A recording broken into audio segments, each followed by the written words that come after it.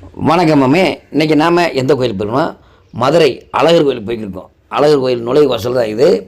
இந்த நுழைவாசலில் உள்ளே போயிட்டு அப்படியே லெஃப்ட் எடுத்து நேராக போனோம்னா அழகர் கோயிலுக்கு உள்ளே போயிடலாம். நேராக போய் சாமியை கும்பிட்டு அதுக்கடுத்து அப்படியே மேலே பழமுதிர்ச்சோளம் முருகன் கோயில் இருக்குது. மேலே தீர்த்தம் இருக்குது, இதை பார்க்கலாம். கீழே அழகர் அப்பன் சாமி கும்பிடலாம். அவ்வளோ அழகாக இருக்கும். ஏன்னா நம்ம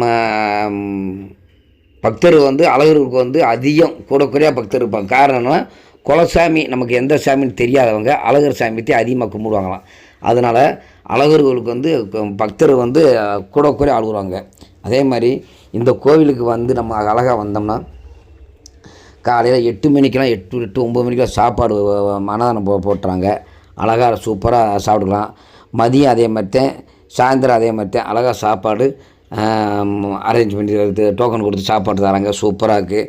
கோயிலில் சாமி கும்பிட்டு அந்த சுற்று வட்டாரத்தில் நல்லா பார்த்து ரசிச்சுட்டு வர்றது. இந்த பாருங்க, இந்த கோயிலுக்கு முன்னாடி இது சப்பரம் தேர் வர்ற இது இருக்குது பாருங்கள், அழகாக இருக்கும். நாங்கள் போய் பார்க்கிங்கில் வண்டி நிப்பாட்ட போகிறோம். இந்த பார்க்கிங் எப்படி வண்டி நிப்பாட்டுன்ற வீடியோத்தையும் போட்டிருக்கேன். அழகாக சூப்பராக பார்க்கிங் பண்ணிவிட்டு அழகாக கோயிலுக்குள்ளே போய் சாமி கும்பிட்டு வர்றதுக்கு ரொம்ப அற்புதமாக அழகாக இருக்கும். ஏன்னா காரு நிப்பாட்டுக்கு தனியாக பார்க்கிங் இருக்குது, பெரிய ட்ராவல்ஸ் நிப்பாட்டுக்கு பார்க்கிங் இருக்குது, அழகாக இருக்குது. உள்ளே பார்க்கிங் போகிறதுக்கும் கட்டணம்லாம் யாரும் எதுவும் வசூலிக்கல. மேலே கோயிலுக்கு போகிறது ஒரு காருக்கு 50 ரூபா வாங்குகிறாங்க மலைப்பாதை போகிறதுக்கு. வணக்கம் மாமி. இன்றைக்கி அழகர் கோயிலேருந்து